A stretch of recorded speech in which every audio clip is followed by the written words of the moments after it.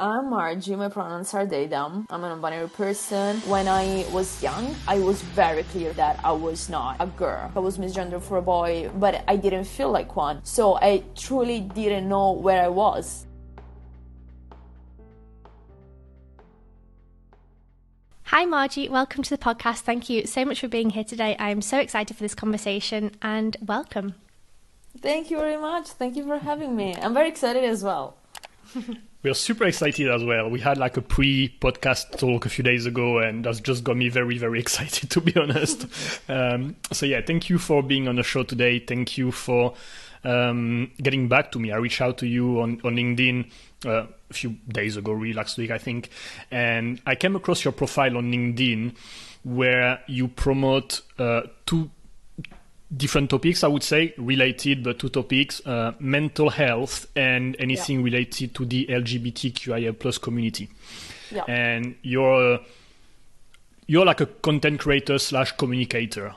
This is what you do. Yeah, it's weird. I still don't know like what kind of word to use to describe myself. It's not easy to put a label, right? Yeah.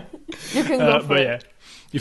If I have to summarize it, after going through your profile, I think that's the best way to qualify what you do. And yeah, I've been enjoying scrolling through your content because you post things that are very insightful for someone like me who's still, I would say, like non-knowledgeable enough about the LGBTQIA+, but especially about gender neutrality, gender non-conformism, gender neutral, stuff like that. And I enjoy your posts because they're very educational and it's always, I'm always learning something. So yeah. Yeah, that's great. I mean, like, as you say, I always say that I'm an advocate for the LGBTQ plus community, but like then on LinkedIn, usually I focus more on like non-binary and transgender experience because that's mine. Because, also the queer community is so like big and like there are so many different experiences and I always try to talk about mine and, in a kind of authentic, honest way. And it's fun because, like, one of the first things that they tell you when you start, like, posting being content creators, like, define your audience. And I've been trying to do that. But the truth is that I still don't know fully who's my audience because, I have lots of people from the community, from the queer community that, like, comment and share these stories, and that's great. I have lots of allies. My favorite part is, like, parents or, like, queer kids or parents or, like, their kids have queer friends and stuff like that. So that's also like something. And then there are people like you, that like want to know more, that are trying to learn and to, I guess like becoming, a better person when it comes to like inclusivity. And it's great. It's great to hear that you're enjoying that. I hope they're clear enough, because sometimes when we are in our bubbles, we use a language that, not everybody uses. Yeah. But thank you very much. So maybe before we start diving into who you are, what you do, and a little bit more on some specific topic, do you want to just start with introducing yourself? Oh, wow. Do I have my elevator pitch? So, I'm Margi. My pronouns are they, them. I'm a non-binary person. I am a content creator, a communicator, a person who just wants to have fun. I think if I have to describe myself, usually I try to explain more of my, I guess, like the traits of my personality that I like the most. And I think the ones I like the most is definitely the fact that I can be excited about everything in life. Not everything, but like most of things, trying to like get really that kind of life feeling where you're enjoying what you do. And I think that really is what I try to put in everything I do. Excitement, passion, also like sensitivity, trying to understand how things work. How to have like relationship with others, but definitely I think that sometimes you get frustrated in this society. It's not very easy to keep going with everything that is happening, but I really try to do my best. I love this, and I don't know, while you were talking, I just thought about something. I just thought about a book I read a few years ago from The Minimalists. I think the title is Less is More, something like that. Like something about living a fulfilled life. And they talk about how when most people introduce themselves, the only thing they say is the job title, pretty much. Because we are so defined in our society by our work, by what we do, that it's like who you are, what you do in life. It's, you could say I don't know, I snowboard, I go to the beach, I don't know, I do any kind of things, right? And most people Absolutely. just job title, that's it, that's who I am. And I love that you introduce yourself by saying that you're an enthusiastic person, and you get excited. It's just nice, I think, and it's a good change, and I think it's a good habit for even ourselves to build up. So yeah, I want you to acknowledge that. Yeah, no, I think actually it's very important because I don't want to identify with the work I do in any sense. Even like with the stuff that I put on LinkedIn, that's definitely part of who I am. But I think in my very early career, I'm still in my early career, so it's quite fun to say. But like I lived in Milan for 3 or 4 years, and there is a lot of like work culture in Milan. You are your job, you are your title, and that like at the beginning of my career was really like destructive.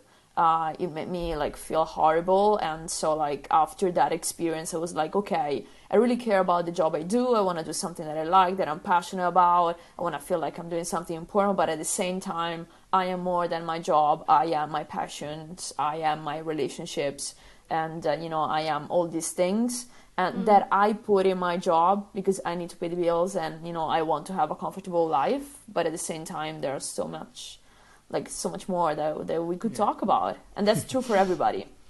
Yeah. And also I usually don't ask our guests to introduce themselves, but one of the reasons I wanted to ask you is because I know that when you introduce yourself, you also introduce your pronouns, and that was something that we discussed previously.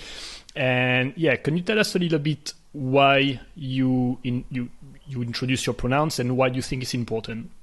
Yeah.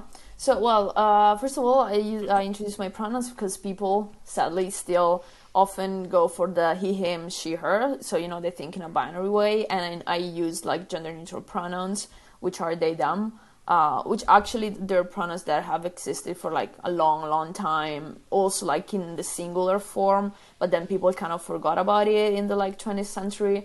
And so the reason why I introduce my pronouns is because I want people to use the right pronouns when addressing me, especially because I know that probably people would use like feminine pronouns, so like she, her, and that's very triggering for me, and I'd like to avoid that. So I always want to make clear to do that in order, to kind of protect myself. It's a kind of self-preservation thing. But the truth is that I believe everybody should introduce themselves to their pronouns because, once you get into this conversation about gender, you understand that gender expression and gender identity are two very different things. So gender identity is how you feel about yourself. Is a whole part that, it's really how you feel in your relationship, in society, within your own body. It's a whole feeling of, who you are. And then there is gender expression, which is how you choose to express your gender. And that's also very personal. Like, there's this stereotype of, like, for instance, non-binary people being androgynous, and lots of non-binary people feel their comfort in being androgynous because it's visually very, kind of ambiguous. And I am one of those people, definitely. But there are so many non-binary people that just, don't have gender dysphoria, and so they don't feel, they don't want to change how they look. They just feel very comfortable with their body, with their aesthetics, even if their aesthetics are binary, let's say, from like the point of view of society. So really the rule is that you don't know which pronouns a person uses. There are different experiences, and so it's always a great practice to introduce yourself with your pronouns, also because you might want to just explore and experience different things. So there are lots of people that are like, I would try to use a double pronoun. So some people use, for instance, she, they, or he, they, or they, he. So just because I think it's always like, as people in our like experience day to day, and in our experience on this planet, it's nice to try to see who we are for real. I would say it's very great practice to introduce yourself with the pronouns, and then you invite the person to do the same, the person in front of you. And usually there are like different things that can happen. Someone can reply with their pronouns. Someone can tell you that they don't feel comfortable sharing. Sometimes it happens, for instance, with trans people that are not out yet, or in certain situations they're not out, so they can be like, I don't want to do that. or people don't know what that is, and that's one of the the opportunities that you have to raise awareness, because they would be like, wait, what is this about? And you tell them and you explain, well, it's important to know your pronouns because I don't know about your gender. And so you get into the conversation, and if you have time you get through all of it. If you don't, you just send a link, and then if they want, they can follow up on that. No, I was going to say, I think me and Jeremy are going to have lots of questions to ask you throughout this episode, so I hope you're okay with that. Yeah. You mentioned gender dysphoria. Dysphoria. I knew I was going to say that wrong. Could you explain what that is for people that aren't sure? Yeah, so gender dysphoria is a feeling of being uncomfortable, a feeling of distress regarding some parts of your body. So literally how your body looks, how your body feels. And it's related to gender in the sense that, we all have a sex assigned at birth. And that influences a lot, our hormones, our sex characteristics, primary and secondary. And so, your body looks different. We cannot really go, say that that's not true. It is true that our bodies look different. But for transgender and non-binary people that experience gender dysphoria, what happens is that you literally have a significant feeling of discomfort regarding some parts of your body. Some parts can be more or less triggering. For instance, when it comes to my experience, my chest, definitely, it's one of the most, parts that I feel uncomfortable about. So lots of trans and non-binary people get top surgery. Not all of them, though. That's not a requirement. You don't need to get top surgery to identify as trans. But that's one thing. Hips, for instance, if you're a female assigned at birth, they're kind of wider. That's another part.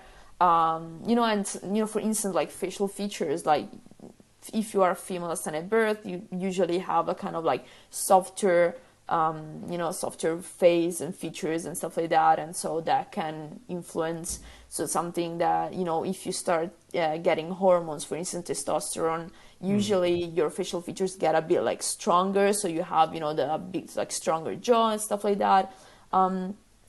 But then when it comes to people that are male assigned at birth, although that's not my experience, so I don't know everything about it, but often they have basically the same things but on the other side. So maybe more muscular, they get a wider chest or narrow hips and all this kind of stuff. So it's really a feeling uncomfortable, a very significant feeling of being uncomfortable in your own body that impacts the way you present yourself, the way you relate to others, the way you approach relationships, and the way then when it comes to misgendering, it can be more or less triggering also. If as related to this, if you have a huge gender dysphoria and someone misgenders you, it's a very big experience. If you don't have that, you might feel a bit more comfortable in replying. So it's a very the non-binary experience and the trans experience is very wide, and it changes a lot from person to person. But when it comes to gender dysphoria, it's something that is recurrent. Then again, not in everybody, but you will hear that a lot if you get into the queer community. I don't know if this was clear enough. It was. It was. Thank you for explaining that. Before you carry on, I have one other question that I wanted to ask with what you were saying just before that, before I forget. You were saying how when you introduce yourself, you say your pronouns are they, them. And I remember during our other call, I said, is it helpful if, cisgendered people say my pronouns are she, her, and Jeremy's are he, him? The other question I had is, I'm sorry if I ever say anything that's wrong, but it's so interesting to ask these questions because I think it's the first time we've ever really done this openly, I think. But my question is anyway, is it ever appropriate to ask somebody hey, what are your pronouns? Or do you just wait for them to tell you and then accept it? Or is that a no-go, don't ever ask? No, I mean, no, absolutely not. You can ask, it's great if you ask. Of course, the things very often is you tend to ask to people who kind of look non-conforming, so you wouldn't ask, Jeremy, what are your pronouns usually? Although what is the practice that we're trying to introduce is the fact that you always introduce yourself with the pronouns and you ask the other person, what are your pronouns? And this is absolutely okay. And even if you don't introduce your pronouns, you can still ask. and the other person will tell you. Like, that's really something great to do in all sorts of circumstances. And their only rule is, like, don't assume someone else's pronouns, because you don't know that. Yeah, that's exactly what I was thinking. Is we, as most of the time, people just make an assumption that because you look that way, then you are this gender, basically. The way you dress, the way you do your hair, the way you present yourself, I'm putting you in this box or in this box. That's usually what we tend to do, right? And it's just an assumption, right? And I guess 99% of the time is going to be a right assumption, but it doesn't mean that just because 1% of the time you could be wrong, that you should not pay attention. And also, to it. I wouldn't go for the 99% of the time. Like, that's, something that we really cannot know, because, like, experiences are so personal. And sometimes, like, myself, I assume, because I grew up in this kind of society, and so, like, I'm not perfect. I also misgender people. It happens. It's horrible. No, it's not horrible. You just apologize and move on. Usually, you don't have to make a drama out of it. But I wouldn't say 99% of the time you're right. Like, you really cannot know. There are like lots of people that I know that you probably would misgender, because you're like, oh yeah, definitely this.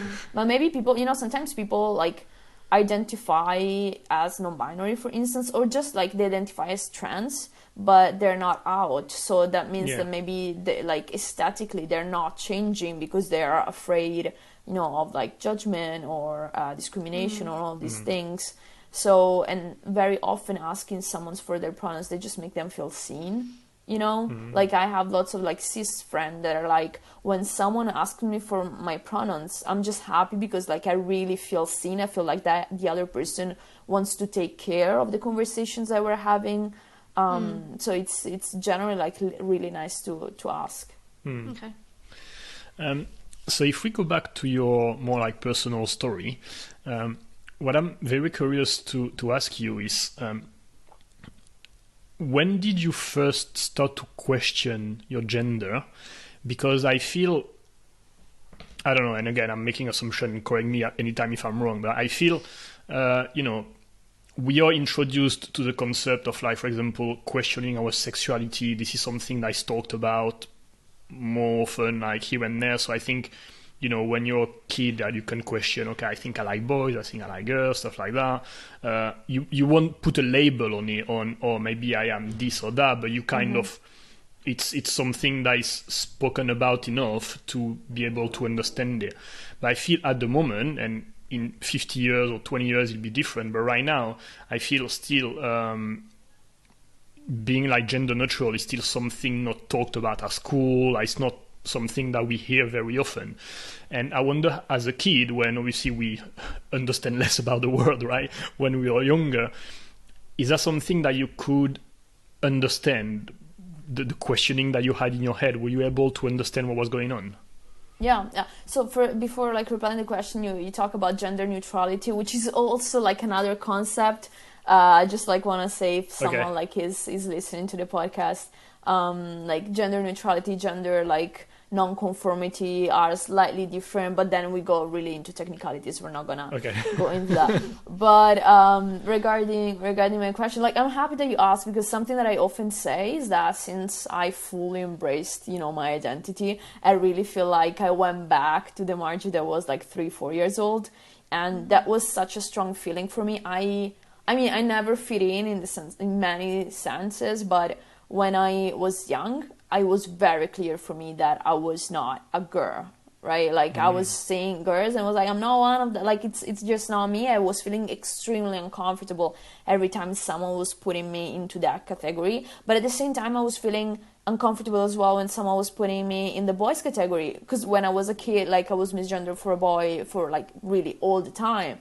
I looked like a boy. I knew that. But I didn't feel like one. So I truly didn't know where I was. I was like, I'm Margie. I really have fun. I was a very, then again, excited kid, jumping around all the time, talking all the time. So I really felt excited in, like, who I was. But at the same time, every time there was a situation in which I had to fit a category, which was either girls or boys, I was like, I just like really don't like this, you know. And I would like to jump from one to the other all the time. And I remember I was like in primary school, so probably I was like 8 or 9, and there was this, I think it was like French classes, and we learned this song, and then we were dancing the song, and there was like boys and girls, and I was like, I had to go in the row of the girls, and then the teacher asked me, do you want to go in the boys? And I was like, yeah, maybe, yeah. And then like I went to the boys, and I was like, no, I don't like this either. And I went back, but still with this feeling, you know. Of course, the teacher gave me the opportunity, and that's literally the only time it happened in my whole life, to like choose the role I wanted. Yeah. But none of them were fitting me, and I was like, you know, feeling wrong, because I thought I had to be, you know, my mom, like for a long time told me to be more feminine. Then she stopped. But that was like a very big thing that I've been told, you know, when I was young. Why do you walk like that? Why do you talk like that? Why do you dress like that? Like literally the whole time. And so yeah, I think honestly, I knew since I was very young, since I had a sense of self. For me, it was very young. And then, you know, like through puberty and teenage years, I tried to conform to something I was not, and you know, I went through some like quite bad experiences because of that. I'm pretty sure it was related to the fact that I was not able to discover my identity in a healthy and safe way. And then, you know, when then I grew up, I started to go and live by myself, being part of the queer community, I was more and more, of course, feeling like comfortable into questioning who I thought I was, and trying to get closer to the idea of me that I really wanted to be.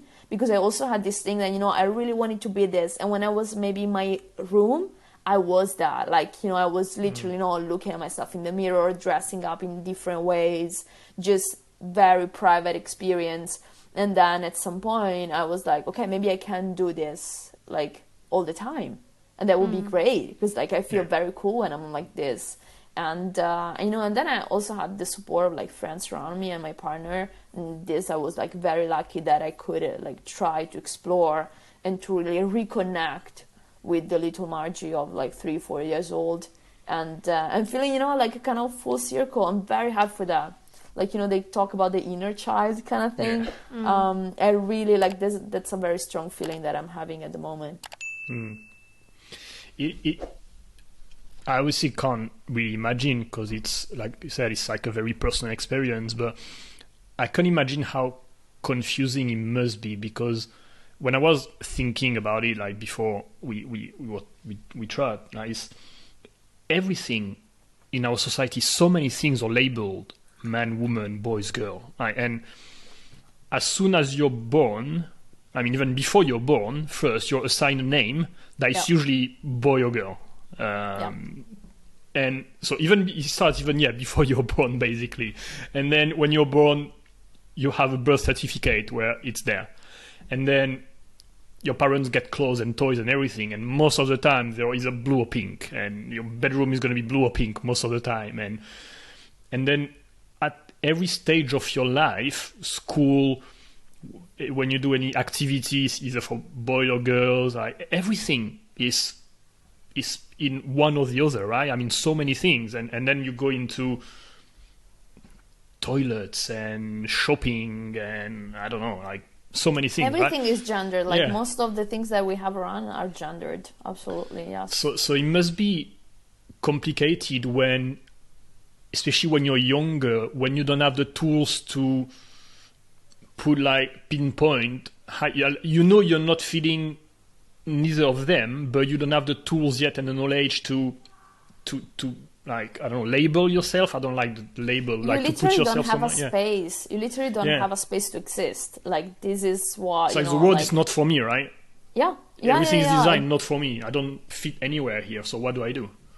Yeah, exactly. That's absolutely how I felt. So I think I've been, it's like, I mean, I like to say that I've been like a bit lucky when I was young, in the sense that my parents always allowed me, especially when I was like primary school and stuff like that, to dress up how I wanted. You know, there was always the comment, do you want to put a skirt, do you want to put a dress? But then the answer was no. And they always allowed me to buy clothes in the department that I felt more comfortable with, which usually was the boys' one. and they were okay with that. And but at the same time, like people who are assigned female at birth are like usually let more free to explore, you know, if they want to go towards a masculine experience, whereas the opposite, it's much more stigmatized. If you think about like a little person who's, you know, 8 years old, assigned male at birth, so, you know, should like cars and blue, and then they want to explore stuff that are more like gendered as female, that's like much more difficult. So my experience as a kid was, I would say, quite lucky, because I was left free to explore this, still with some comments, still with, you know, all the things, but I could exist. The problem was that then, like, as you said, like growing up, things are different, because like, for instance, of course, like, well, I think when I was, no, yeah, toilets were gendered also, like in like nursery and stuff like that, yeah. But I remember I played basketball for like 12 years, and I played with the boys until I was like 11 or 12. And like for quite some years I was just blending in, because I was looking, you know, like a boy, more or less, with just like a bit smaller. And so that was fine. But then like when I was like 11, something like that, I went to play in a like female team. And that was still cool, because it was very inclusive. My coach was queer, so like lots of other people in the team kind of looked like me, so it felt a bit more comfortable. But besides that, like everything else is gender, like, you know. And toilets are one thing, and we usually talk about it because like it's easier, but that's just literally, you know, when you think about healthcare, you know, just people don't ask you, and they just assume, you know, who you are and how you should look like, and what you should, you know, prefer among things, and all these kind of things. And, you know, and then you go to family and expectations that your family has on you, because, you know, like my grandma still asks me when I will get married with a man. You know, and I'm like, Grandma, I'm having fun. Like, I'm living my life. I'm living abroad. Like, I'm traveling. I'm doing this and this and that. Why should I, you know, need like a man to marry and sit down and whatever? So there's also, you know, the whole part of like expectations that we have on ourselves, and family is a big part. But yeah, I don't know if it's confusing. I don't think it's confusing. I think you just feel like you're wrong. It's a different feeling, because if it's confusing, you feel like, I don't understand. But the problem is that you understand very well, and you understand very well that people don't want you, you know, in that space, that you cannot exist in that space. And so you have to find a way to be there, but at the same time, you're always like kind of one step behind, because you cannot be in, you know, in those spaces. And sometimes you see people that kind of look like you, and that makes you feel better. But it's really looking out for this, and that's why then, you know, you go searching for things online. When I was young, like internet was just like at the beginning, kind of, you know. Right now, I think that if I'm 11 years old, like this questioning, they can go online and find people like themselves, which is great, and which is why we should have these conversations, like, to me. Yeah. No, yeah, totally, yeah. I was gonna ask you that actually. Like, do you remember when, again, like when you were younger, I guess, like through your teen years, when you first came across like the first time you read or watched a video or seen someone or heard the term like non-binary or anything gender related? Do you remember reading anything about that and how you felt about it? Like. So the word non-binary itself, I heard it like quite recently, I think like 3 years ago or something like that. There was no conversation about gender when I was young. So when I came out first, I came out as gay to my parents. And also that, like, I've always been quite sure of that. Now I'd like to like define my sexuality in a more queer way, because I don't want to, you know, just focus on one thing, let's say, and I'm trying to like embrace the whole spectrum, but that's, you know, another conversation. But there was nothing about gender. I remember very clearly, and I think it's weird that I'm talking about it here, but it's a very strong moment of like, then again, my childhood. I was like around 9, and I was like, I'm pretty sure, you know, I don't like boys. I feel like something in between. I feel like I want to be the boy in the relationship, something like that. You know, it was like something that was just like in my mind. You know, a kid just tried to think where they fit. I was trying just to find, you know, where was my place. and I went online, and I was, like trying, like searching online for like women, stuff like that, right? Like it wasn't porn, it wasn't like, but like, it was like what a 9 years old would try to search regarding sexuality.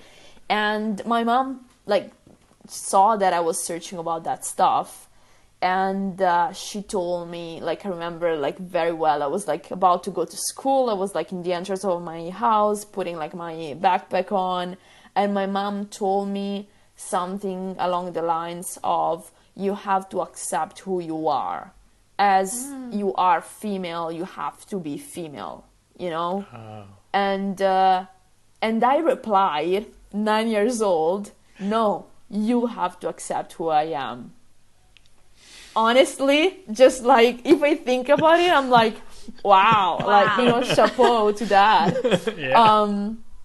But I remember that very clearly. It was a very strong emotions, because I was like, I'm searching these things because I like these things. I'm something there. And my mom is telling me that I shouldn't be that. But you know what? I should be that, and you should embrace that.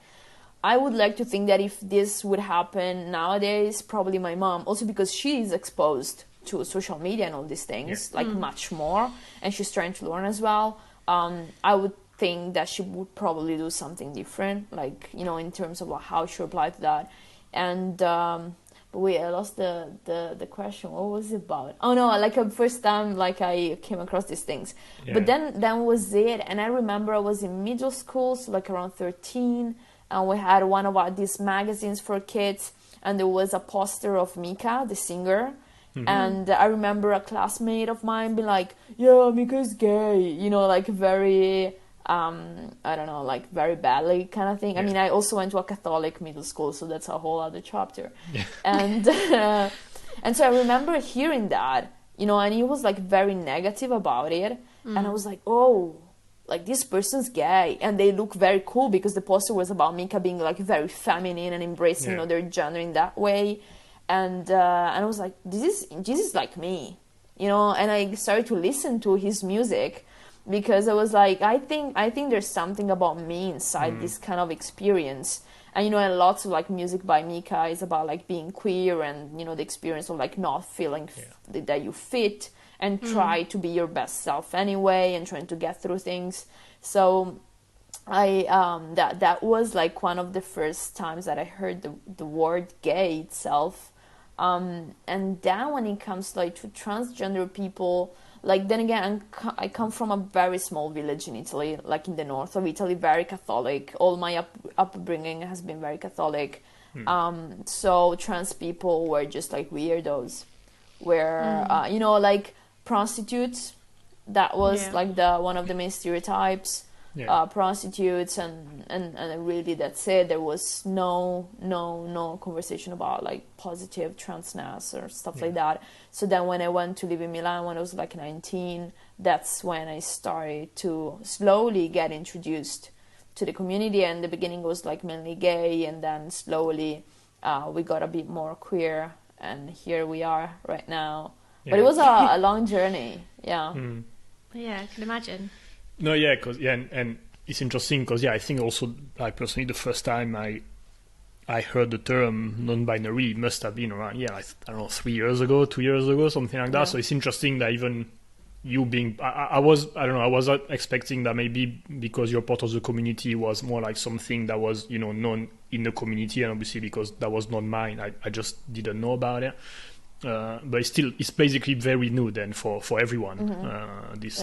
The thing, that's interesting. I mean, I don't know. I think also like it depends on the type of queer community you're part of.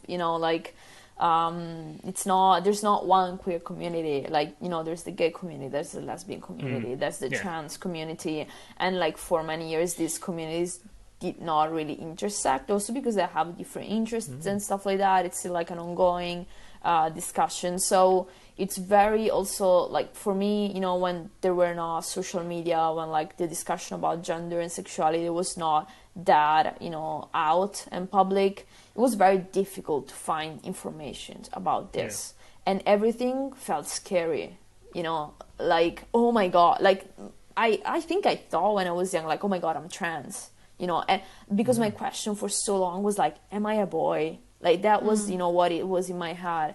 I was like, am I a boy? Because I don't like this. I don't like, my chest. I don't like my hips. I don't like this. I don't like that. I feel like I want to be more like that, but at the same time, I don't want to be a boy. Like I don't want to, have the beard and like just be that kind of thing. I want to be in the middle. I want to be like in this sense, like aesthetically androgynous, more than I am, and trying to find that space. So like, and when I was searching for like trans experiences, it was always very binary. It was like from female to male. And I watched so many YouTube videos about transitions. Like I think when I was probably in high school, more or less, secretly consuming all this content about people just making videos with pictures one after the other, like of their transition. And I was like, do I want to get there? Because I was, usually things like if you're searching for it, usually it's something that kind of, you are going through. So I knew that, but I always felt very scared by the transition itself. And I still am. I'm still like questioning lots of things, but I don't feel like scared by by transitioning. It's more about trying to understand what's the right like balance for me. And that's definitely because people are more out and more like public and talking about it more and making it look like what it is, just like people kind of trying to be themselves. You were talking earlier about how with gender dysphoria, I'm going to say it wrong again, but as somebody who was born in a female body, to have periods every single month, that must be quite hard, because if you don't identify as a woman, but you have things that happens to women, that must be like it's something that you can't avoid and something that causes pain. You have lots of blood, you have to deal with it, and even going to the shops and buying pads or tampons when you don't look like a woman. I don't know. Is that? I mean, that must be hard, right? It's not like, it depends. It's very personal. Then again, some people feel like dysphoric about it. Some people don't like this, and there are like hormone blockers or like all that kind of thing. I'm not very knowledgeable into everything that you can take to like stop that, but you can do that. Some people. I have a friend who's non-binary, and they use they him pronoun. So like trying to go to the trans masc experience, and they're taking testosterone, and sometimes they have sex with men and they have penetrative sex, and I ask them, don't you feel that doesn't it hurt inside, like in your own identity when like you have sex with a man? And they're like, no, because I'm not dysphoric about my vagina, I'm fine with it, like it's not a problem for me. For me, like personally, that's something I don't like at the moment. That's very dysphoric. So the same more or less goes with periods, right? Some people are very dysphoric about it, so like they want to block it. For me personally, it's a middle way. I'm not enjoying it. Like it's painful. It's like it's just not nice, because you have to get pads sometimes and all that stuff and be careful, and then you have pain, whatever. But it's not the thing that annoys me the most, I would say. For me, it's very much more about how my body looks. That's the part that it's more difficult personally for me. But then again, it really changes, in all different experiences. Sometimes I feel like I have too many things to worry about to also worry about my period. But it is something that people approach differently. There are some non-binary people that hate that, and that's a very strong moment in their during the month in which they feel very bad. For me, it's a bit of a middle way, because I'm also trying to explore more how my mood kind of changes, and trying to like feel my body more. So sometimes it's interesting, but then I'm like 2 days, a couple of days, and then that's it. Like that would be like a nice balance for me. No more than that, but you cannot really control that. Thank you for sharing that. I know that was a bit of a personal question. Right. I had another one as well. How important was it for you to find your community of people that you related to? Because, I mean, I guess having cis friends is different to having people in the queer community, whether they are gay or lesbian or trans or whatever it is. It must be comforting to have a group of people that you connect with. I think that's the same for everybody about everything, you know. Yeah. People who watch football like to hang out with people who watch football. We want to find a tribe. Yeah. Yeah. But how important was it for you to find your people? So, I've always been inside the queer community since I came out, more or less, different communities, you know. So that was always like very important. But when it comes down like to my experience with my gender, definitely it has been huge. Like before moving to Brussels, I think I had just one non-binary friend, and we were texting, you know, and like sharing kind of tips and things, and like, you know, how do you feel about this, how do you feel about that. They changed their name, and you know, and so like we were kind of, they were like slightly ahead of me, and so it was interesting for me to follow their journey and try to understand, you know, where I was in the meantime. So that was like quite definitely useful. And then when I moved here in Brussels, I found like a community through an Instagram page which is called Let's Talk About Non-Binary, and they have monthly meetings, and we have a Discord channel, and so through that I met so many non-binary people, and that was so cool. Because, like, you know, I could see that we all look different, that we all have the same worries, that we go through different experiences, but in the same way. And it's just been, like, honestly, it's just great. You know, you go out, and you know that you have people around you that know how you feel, and that will make sure that you feel comfortable in the space where you are. Like sometimes, you know, usually I go dancing, for instance, in queer spaces, more or less. Although, you know, some spaces are more gay, some are more like queen vibe. It really depends. And last month, so like 3-4 weeks ago, I went to a party which started as a drag show, something very queer, and then the club just opened to everybody, and it became very cis-het. And I instantly felt like, this is not my place, I'm not having fun, you know, I should be here dancing, having fun, blah, blah, blah. I was just with another friend of mine, and I was like, I'm sorry, I can't do this, like, it's just too much, I'm not used to have this kind of feeling around. And so, like, I think finding your community is not always easy, but it's just beautiful. It's, you know, just you feel calm, and you feel like you can talk, and you feel like they see you how you want to be seen, and that's great. And then, you know, like, you also like help each other, because I have some things to figure out myself for a part of my journey, but then on another side, I've been really like navigating the queer community for like almost 8 years now, because I came out the first time when I was 18, so like actively much more regarding like my own identity. And so, you know, I can also like support other people. Just a few days ago, a friend of mine called me elder queer, and I was like, I'm sorry, how did you just go 26? I'm not an elder. But then, you know, like, but then we were like, yeah, but in queer ears, you know, I have more experience, so it really changes.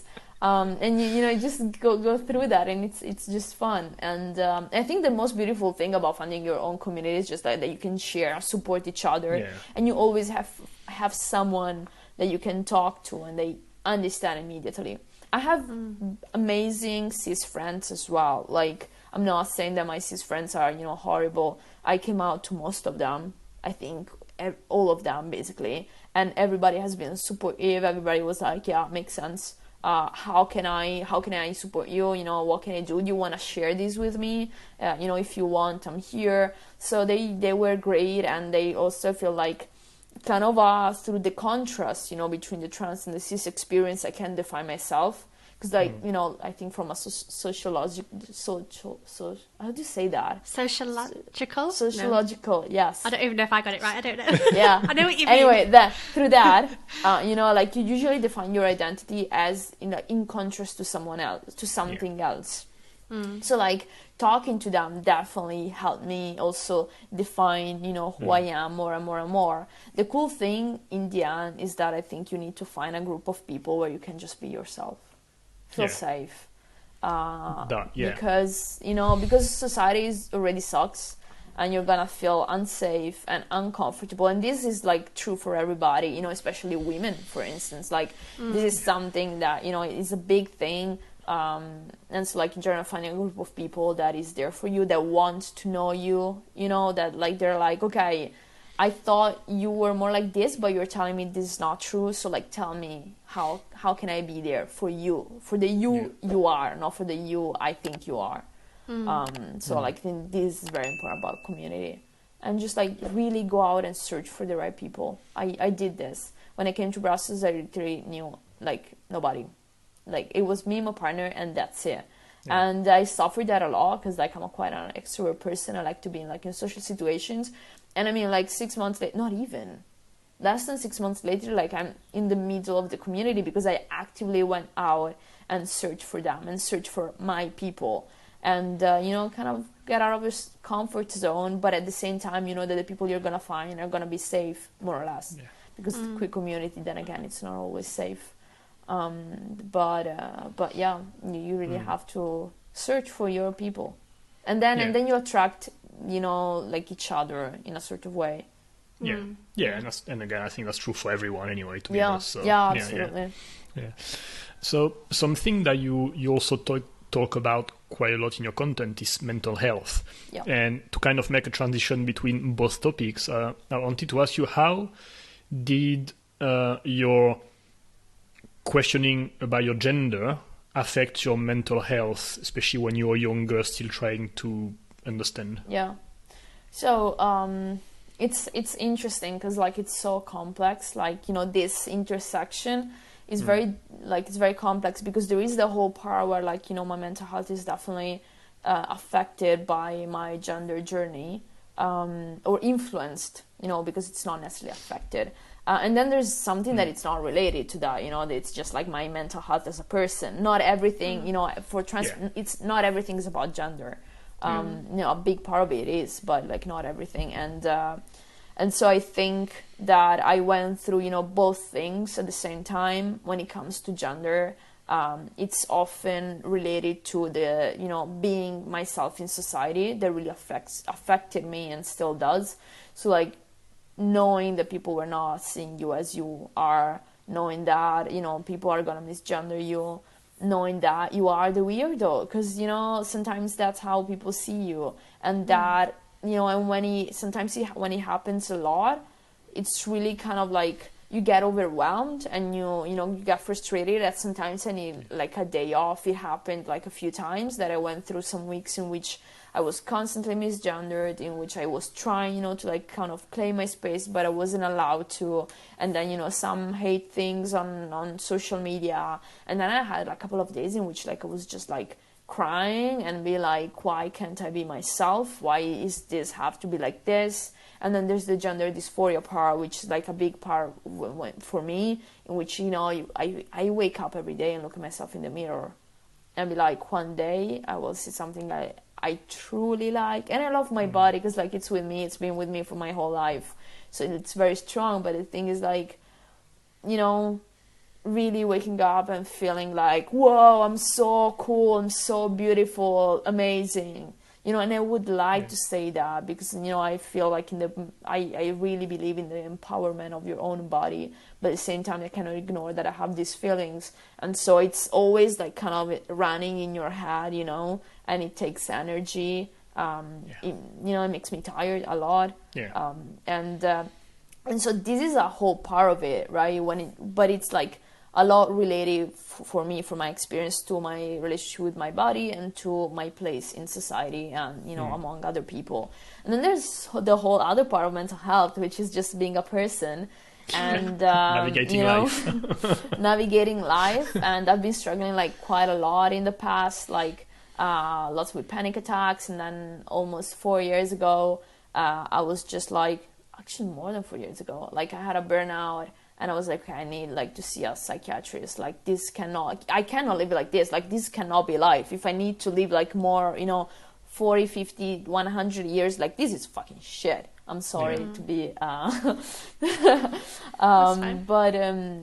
but you know, so like I went through the Italian national health insurance system thing, you know, to see a psychiatrist. And then through that I found my psychologist, and then I started to take medication, and like, which is like, I don't like the word to treat, but just like to help me manage like a bit of like bipolar condition. Basically, that's, you know, what we're talking about, because like what I was going through. It was like I was having, this extremely high in which of excitement, of euphoria, of I'm gonna literally like just conquer the world and make it my own. And it was like this huge feeling. And then like just like this, you go like under a train and you're like just in your self misery, and you're like, I'm the person that like I will never achieve anything, I'm a failure, I'm failing at everything, even that if that's not true, but like I'm here but I would like to be there, and now I'm not there, and there are some people that are there, which means that I'm wrong, that I'm not talented, that I'm less than what I think I am. I think I'm so special and talented and whatever, but the truth is that I'm not. I'm a fucking imposter and I shouldn't be here. So bam, bam, bam, bam, bam, bam, bam, like this, days, weeks, months, years, like this, like it's tiring. And at some point I was in a place where I had this very toxic relationship, and at work it was also a very like toxic workplace environment for me at the time. And all these things, the relationship with my parents wasn't the best, because it was a couple of years I was living by myself, and like when I went living by myself, it was also because like I came out to my parents. It wasn't like really great, and I wanted to like kind of move away from there and feel a bit free and stuff like that. So I went to this psychiatrist, and they were like, all right, like we can help you with this medications, and then in the meantime you do your whole therapy journey thing. And I did, and I'm still like with that therapist, whom I love, like great relationship. I always tell him like one of the longest relationships of my life. That's great. Like I think last year I made a cake for our 3rd anniversary. That's very funny. So I was going through therapy, and that really helped me a lot. Still helps me sometimes, like for some reason, because like I'm busy, I cannot see him for like 1 month, and I really feel it. I'm like, Dave, we need to talk. Like now you find time for me, because like I need it. And so I had that, and then in the same time, I'm still taking medications. I like changed a bit, because at the beginning, like I was taking something for like mood stabilizers and antidepressants, but like my problem is not really depression. Like my depression is related to this like up and downs thing, because the problem is that when you go down, like so much that it's difficult then to get up. So like then like I quit antidepressants, and I added another like molecule, which is still a mood stabilizer, and on these 2 things has been like much better. The thing is, like, it's not that it doesn't happen anymore. It's literally part of who I am. Like this is how my cell, like how I work. I don't like to say how my brain works, although brain kind of regulates everything, but it's how I work. And so I have to accept it. But like, for instance, for me, taking these medications really helped me to make it more manageable, so that this crisis, instead of lasting months, maybe they last days. Now they've been lasting weeks, and then now days. And when I have the up, like I really enjoy it, and like I make the most out of it.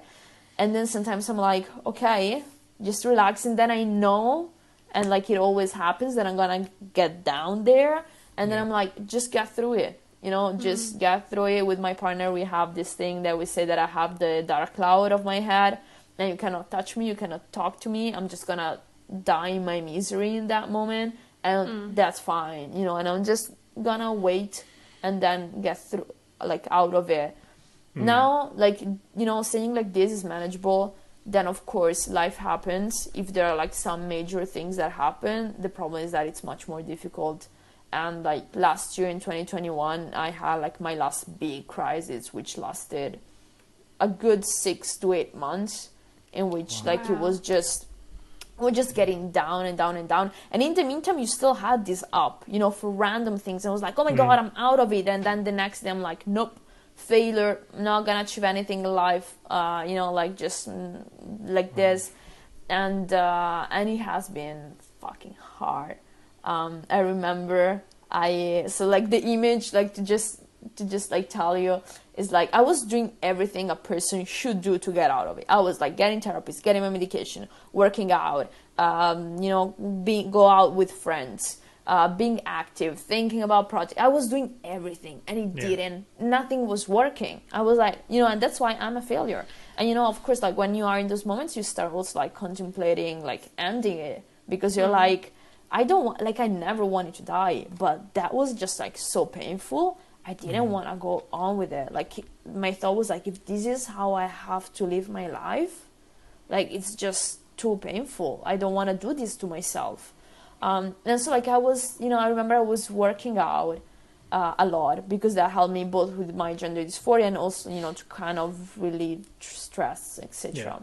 And so I was like in the attic of like the boyfriend of my sister, who had this small gym. And I was like squatting with the barbell on my shoulders, listening to one of my favorite podcasts, which is called We Regret to Inform You, which is a podcast about basically people who made it, but who went through like years of like rejections. It's great. It's like wonderfully produced, very enjoyable, suggested. So I was listening to that. I was squatting and I was feeling like, why am I not feeling better? And I was crying. So like I have this image of myself squatting in the attic with the podcast, crying, trying to like get better, because then I was seeing people around me that they were like, trying to help me in the way they could, but they couldn't. So they were my parents really trying to tell me like, just, continue, things are gonna happen, no worries. And then there was my partner who, like, honestly, I don't know how they didn't leave me. Like that was like love, really. That thing also been like very lucky. It really helped. Who was like, my parent was seeing me just like self-destroy myself, and we had, I remember, this big argument in Cologne, because like my therapist was like, you gotta take a holiday, like just go a few days somewhere. And so we went to Cologne together, and I remember like, going through this and just saying I'm shit and blah blah blah, and like very self-destructive. And my partner at some point, like they never get angry, and they were like they started crying. They were like, stop it. Like, do you think that it's easy for me to look at you like hurting yourself? I'm not mad at you because you are not well. Like, I'm like, you're hurting me because I'm looking at you and I love you, and you're just self-destroying. And like, I cannot, like, it's very difficult. I don't know what to do. And that moment I was like, wow, I never saw it like this. I always thought like they were gonna leave me because, I was just so bad. But they didn't want to leave me. They just wanted me to get better. And then, I just keep going, trying to really hold on to the people that loved me and, I really support me and listen to me the whole time, my friends, my partner, my family, blah, blah, blah. And then just like one step at a time, try to do one new thing here and there. And, in the end it worked. Am I afraid that it's going to happen again? Yes. But, as my therapist say every time, if it happens again, I will have new tools that I didn't have at the time. So we're going to see how I manage. So, yeah, there you go, my mental health part. Thank you for sharing. Thank you for sharing. I know it's very personal and intimate, so it's never easy, but thank you for that. I appreciate it. No, I mean, there's something that you said that was very interesting. It's like also like you were doing everything that you could to get out of this bad spiral. You're not just laying in bed, or like you're really trying as much as you could, doing different things. That must be so hard when you're trying your best, right? And it's not working. Like, I mean, I think that's probably one of the worst thing that can happen, right? Because if you don't try, obviously, things are not going to change. But if you try, and it's not working. So yeah, I mean, I'm glad eventually you came out of this bad time, and I mean, like, kudos to your partner. Also. Really. The thing is, like, if you want to like the message that now I'm trying to share, it's always like, like I struggle with this like big thing. Not everybody has like, this like huge mental health issues, but we all go through up and downs in life. And if you want to, spend a week in bed trying to trying to just like rest, you can do it. The only thing for me is always like, it's difficult, but you really have to believe in the fact, to have this, very naive hope in the fact that things will change, and at some point they do. And like this reminds me like a lot of like so I have like this like this doku podcast that I started, and I actually started like before when I was doing my master in Tallinn in Estonia, because I just like to do entertainment things, and at the moment I was working as a YouTuber for the university, but I felt like I wanted to do more, and so I just started to have this podcast and talk about random stuff that were happening or that I liked. And then I just abandoned it for like a few months because I started this spiral. And then in January 2022, I was like, okay, I am in this moment. Everybody's telling me that things will change, but it feels like nothing is changing. And so I need to see that things are changing, because otherwise I'm never going to get out of this. And I try to journal, but it's never really working for me. Like, I don't know, it's just not my thing. But I love to talk, as you probably understood. And so I was like, I'm just gonna get my podcast, do one episode a week, very short, 15 minutes, 20 minutes, and just talk about things that are happening in my life. And through that, I want to see if things are changing, And so I started the first week of January, and like once a week, trying to just talk about what is happening and talking about all the things that are like going on, and try to see a development. And in the end, the development is there because I really like talk through everything that I went through, more or less, and then of course I got busier, so like I couldn't do it like once a week, but I did it like once every 2 weeks, and then I had like a bit of a summer break, and then I started again. So that really like I was like, okay, like I like to do this, and this is why I'm gonna do it. And I'm not gonna do it to like, I don't know, and I'm not gonna like advertise it as the podcast that you should listen to. I'm just gonna advertise it as a literally live documentary of what is happening in my life. Do I think that it has lots of potential? Yes. Do I think that one day I will develop it into something bigger? Absolutely yes. But for now, it just like really is for me to keep track of how things are going. Why did you decide to create a podcast? I understand writing, journaling is not for me. I'm more like a vocal person, so I'm going to speak. But you could have recorded, on your audio memo app and just keep it for yourself. Why the publishing part? I'm curious. I think for me it was a sort of way to keep myself accountable for doing it, because if I also tried to record videos for myself. Right. Then again, I literally stopped after 3 days. So for me, it was like a way to keep myself accountable to publish it. Didn't care if people listened to it or not, but I was publishing it. By the way, the name of the podcast is French Fries or Whatever, which is a great title, just saying it. I was going to come to it. Why? Yeah.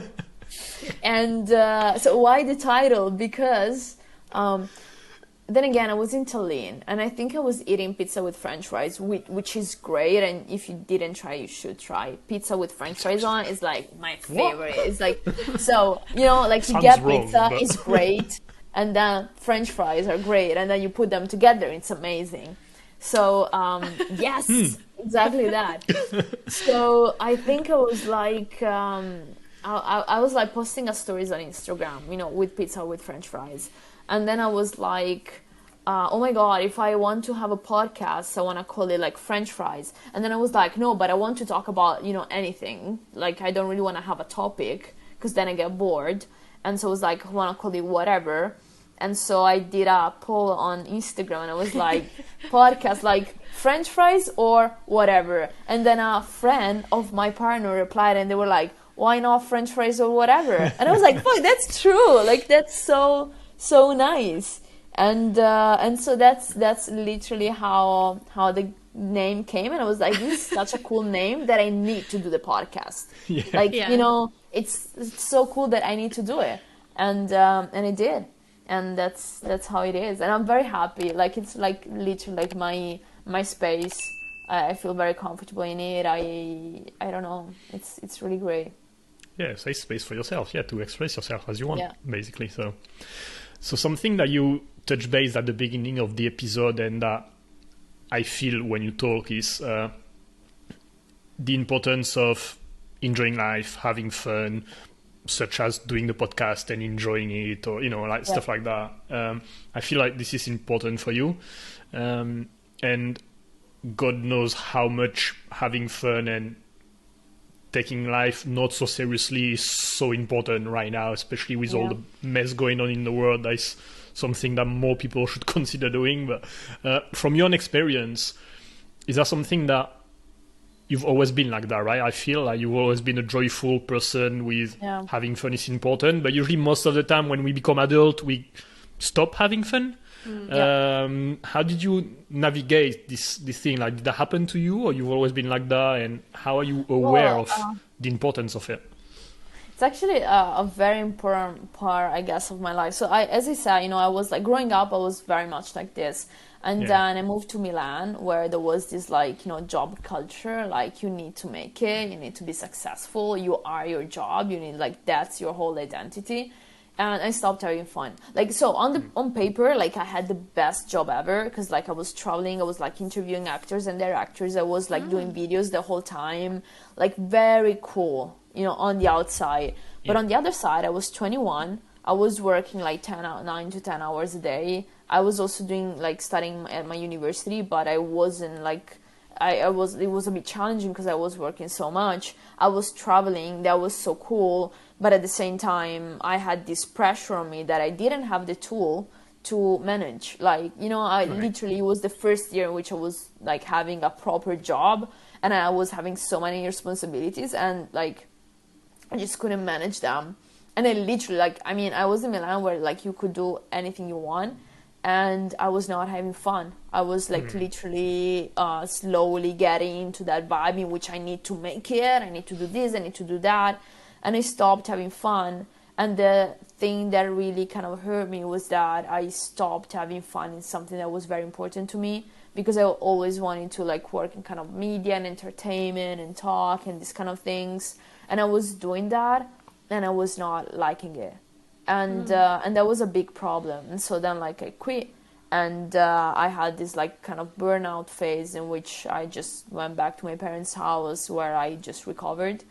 And then I did my last year of university there, and I was just studying, and I was going out with friends. I was living, oh my God, no, I can tell you a very funny story.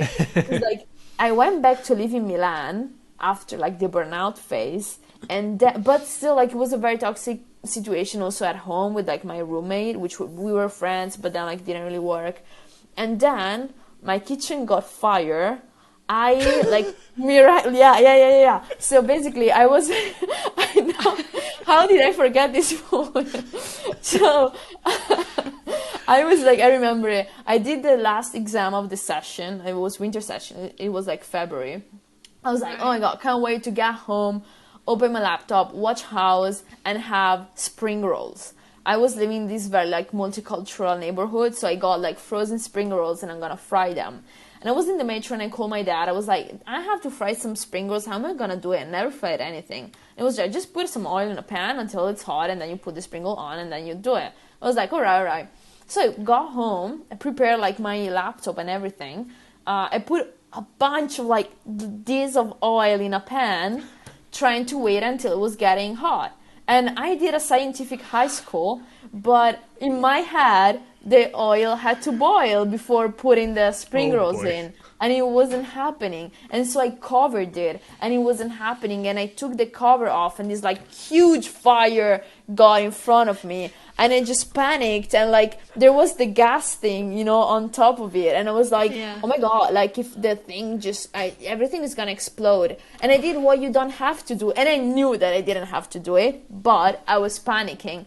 And I took a glass, and I took this little thing of water, and I put it on the fire, and there was a huge explosion. Nobody knows how I'm still this. The literally thing exploded in front of me, and nothing happened to me. So just to say, the explosion caused a thing that broke a wall 2 rooms after, because the air just got pushed through the corridor, and it was so strong that the wall broke. The window broke. The whole kitchen was a mess.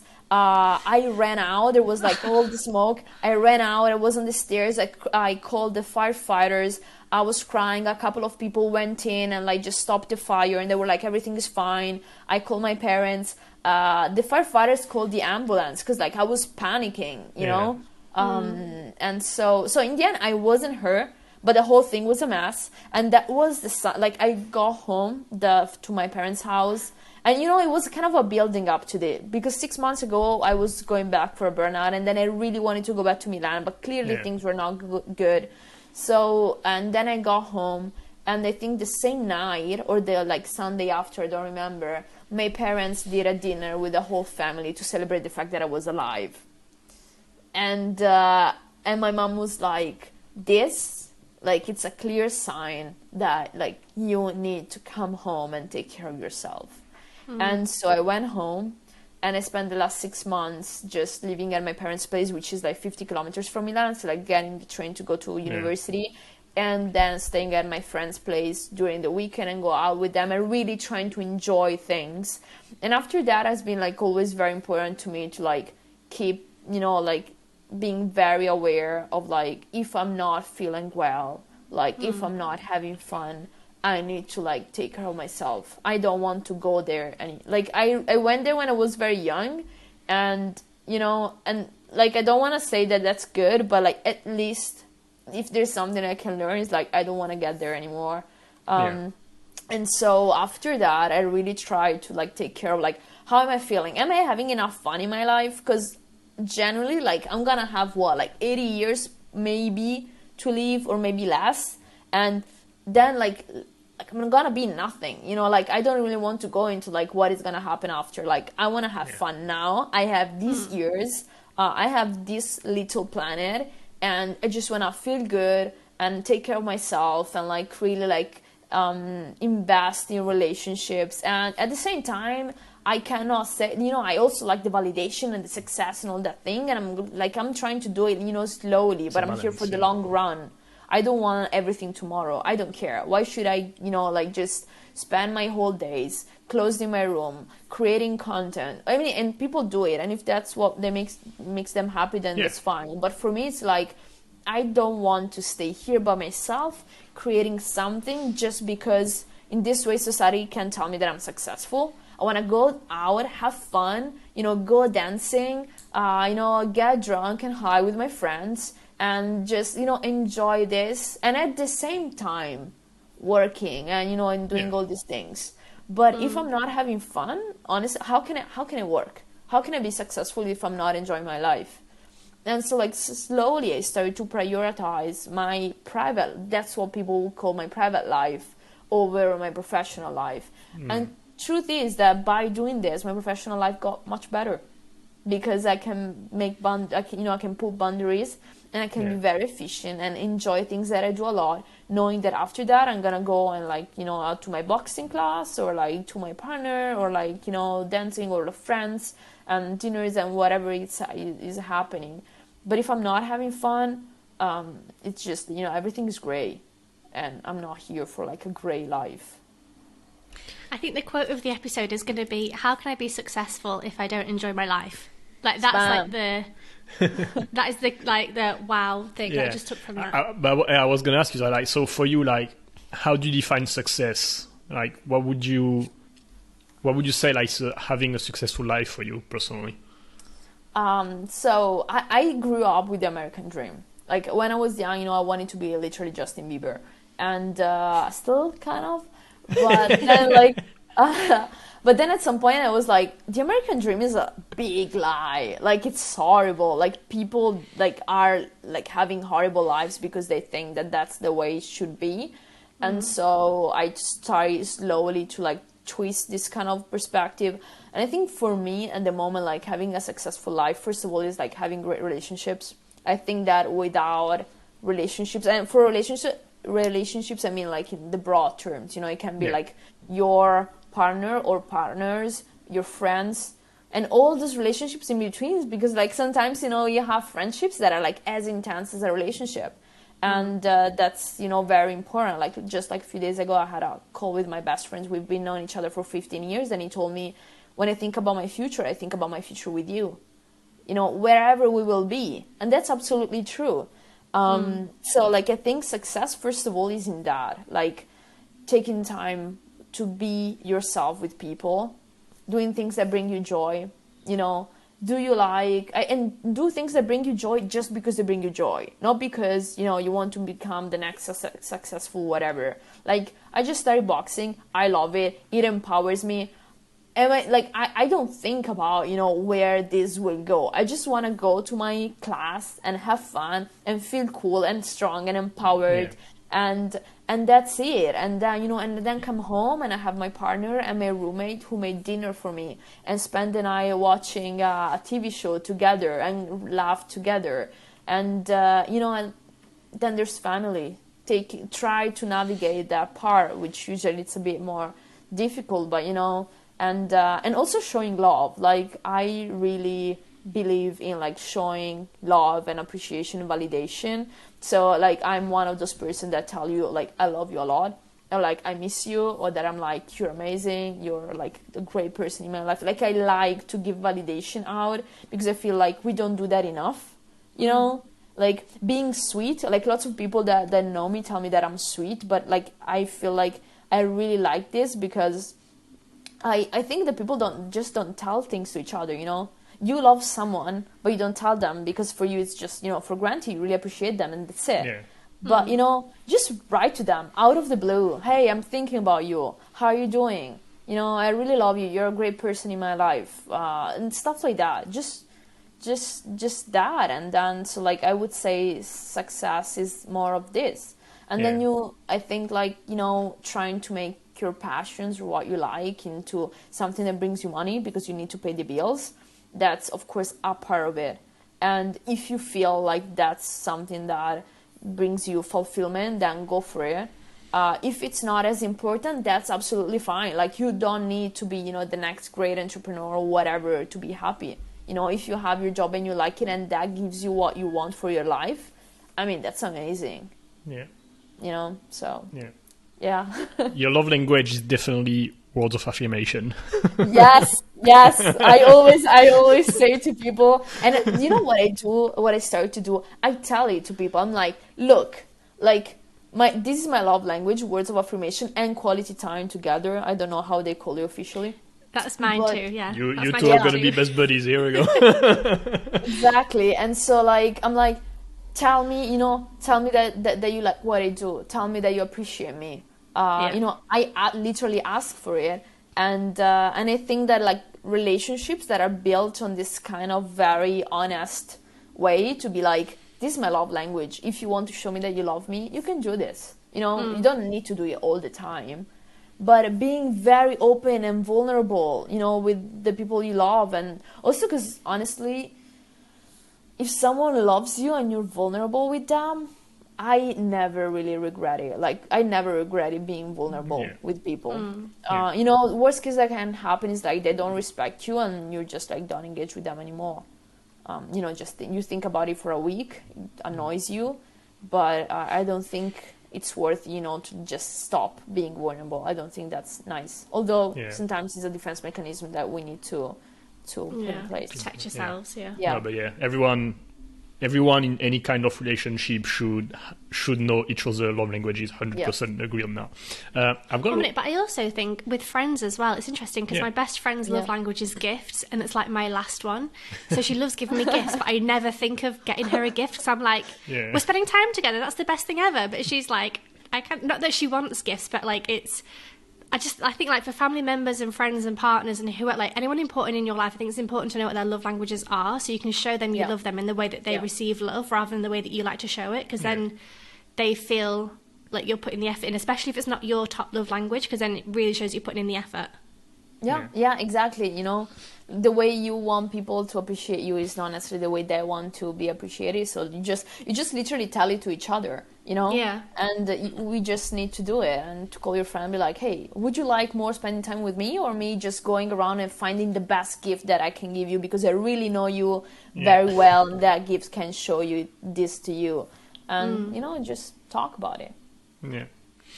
So you mentioned something that I find very interesting is when you're 21 years old, you're working hard, you're doing something that you should be enjoying, but you're not loving it, and you burn out, so you get out of it. Did you get out of it only because of the burnout, or also because you had the awareness to say, this is just not working, I'm making good money, I'm doing an amazing job, but I need to get out of it? Because the reason I'm asking that is because, like, so many people are either not aware that this is their life, they just kind of go on the victim side of things. It's just like, this is the way it is, there's nothing I can do about it. When it's like, you can just quit your job and get another one, and also there are people that it's like, I want to quit, I want to do this other thing that would make me happy, but I need the money because I have whatever, or I don't know, because, my parents have expectation, or because whatever the reason is, right? But there's always a reason not to do it. And it's very hard to snap out of this narrative, usually. Very, very hard. So did you get out of it just, like, was the burnout a blessing in disguise to get you out of it? Or by yourself, you think you would have snapped out of it without the burnout? At the time, I don't think I would have been able to do it myself. To be honest, I was just like too young. I didn't really, have this kind of conversations before, like at that time. I also asked for help. Like, truth is, I told 3 or 4 people around me within, the same that were like working with me. I was like, this is just not working. Like, it's too much. I don't understand this. And everybody was like, you just like have to get through this. It's normal, blah, blah, blah. Truth is, wasn't normal. And at the time, I didn't have the tools to get out of it. And, I think my parents told me, or someone told me, like, you can leave. And I was like, this is just like, so amazing. How can I leave? Yeah. So at the time, it was the burnout. What I can say is that I hope that through that experience, I wouldn't need a burnout right now to get out of a situation like that. Yeah. For instance, right now, like, I'm very busy at work, and things are great. I'm very easy on some like other projects that I'm doing, and I'm really like starting to get exhausted. And like just a few days ago, I stopped and I was like, okay, I don't want to burn out. It's not fun.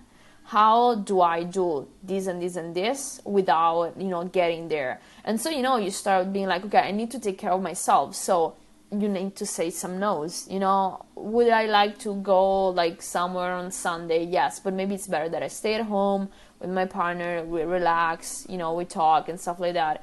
So I want to think that right now I would be able to do that, also because financially I'm in another place. At the time I didn't want to go back to my parents' place, although in the end I did, which is hilarious.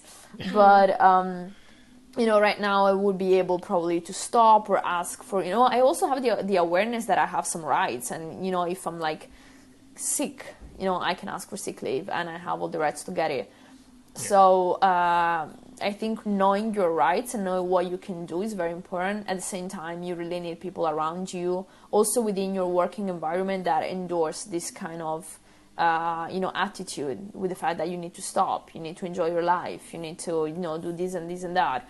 So it really depends on who you have around. At the same time, if you are in a position where maybe you have some, you're not the last one that got in, but, you're like mid position or senior position or whatever, then there you have some sort of like responsibility also towards the people that work under you, maybe like younger people, to show them that taking time off is very important, to show them that work is not your whole life, and try to go through that. So, I was having this conversation with a friend of mine out of the club. I was like, which also like got burned out, and they were like, and I asked them, like, do you think that you could have been able to do that? And they were like, people told me to stop, I didn't, because I didn't know how bad it was. Once you know how bad it is, then, you think twice before getting there, because it's the burnout and then it's the recovery. Like, honestly, it got me like, I don't know what, like probably like 6 to 8 months to recover from that, but a good 2 or 3 years to mentally move on. Like, when I started French fries or whatever the first season, you know, which was like totally random, it was the first time that I was like, okay, I want to do something like related to media and entertainment without the need to be successful. Because before that, I tried to go back to social media, I tried to do these and, you know, many things, but I was always feeling the pressure to prove to people that I could be successful. And that was coming from that burnout experience.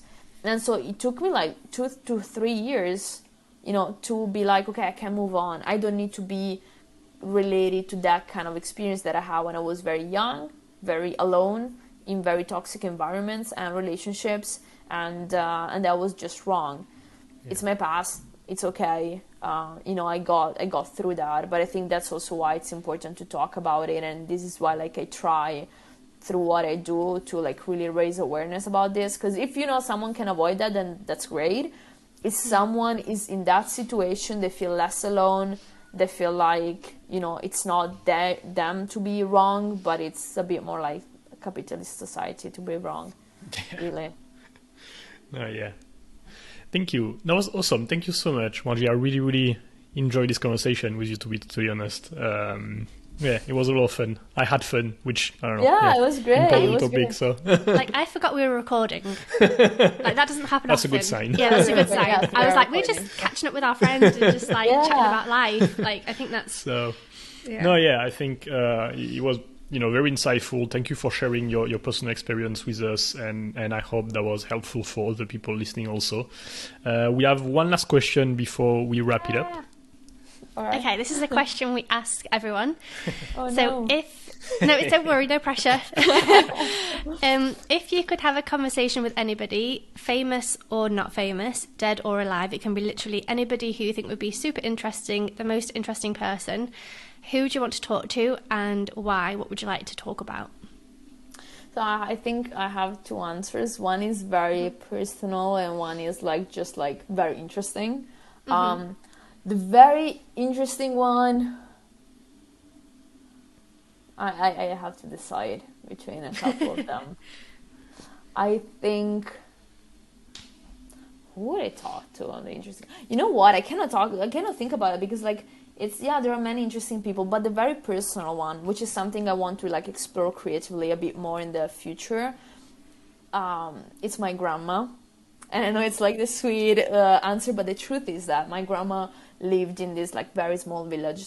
You know, both my grandmas. One passed away, but like she was great. And I think both of them grew up in this, you know, very Catholic, conservative small village.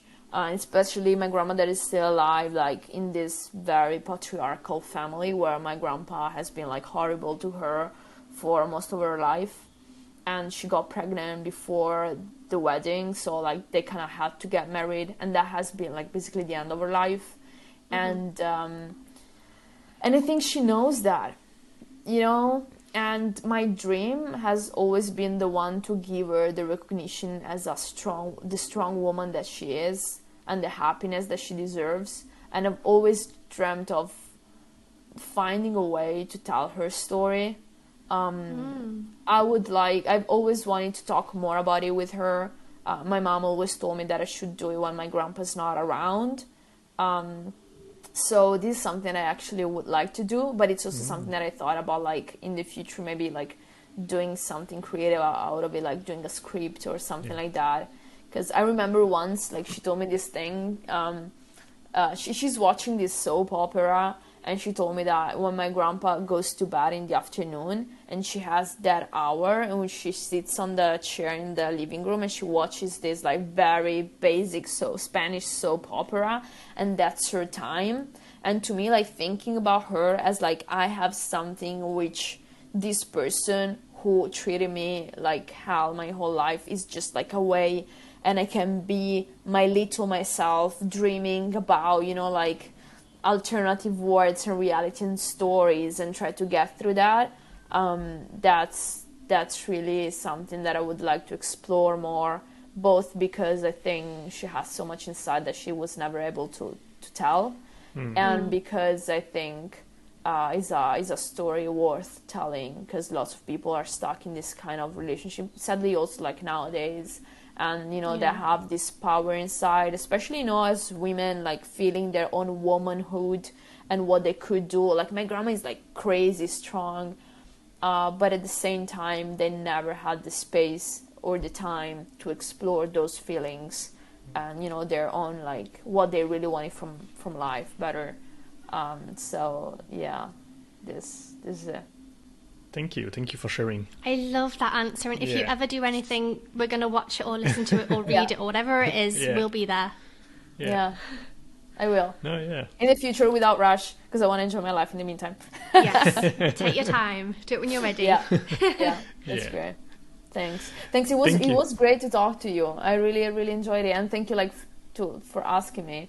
Because sometimes I feel a bit like of a narcissist to like just wanting to talk about things, but I feel like some people like don't like to talk, and I like to do it. So I share my part of the story, so that maybe people then feel a bit more empowered to share theirs. So like that's always like the final goal, and No, thank you so much, Margie. That was really, really fun. I will link your contact in the description so people can check out your profile, follow you, and get in touch if they want to, so they can see everything you're doing. I will also link your podcast so they can check it out.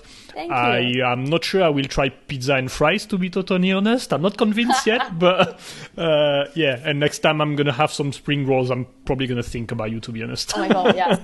Just a little layer of oil. You don't need like more than that. No, thank you so much. That was really nice, and thank you. Thank you so much, Margie. It was amazing getting to know you and knowing that words of affirmation is your love language. You're wonderful. You are beautiful inside and out. It was wonderful talking to you. You're so inspiring, and keep spreading your light, because it was, honestly, I feel like you're my best friend now. Yeah, thank you so much. It's been wonderful. And thank you everybody for watching on YouTube and listening on the podcast. Make sure you subscribe, make sure you like, make sure you do all of the things. And we'll be back next Wednesday with a brand new episode. Bye. Bye. Bye-bye.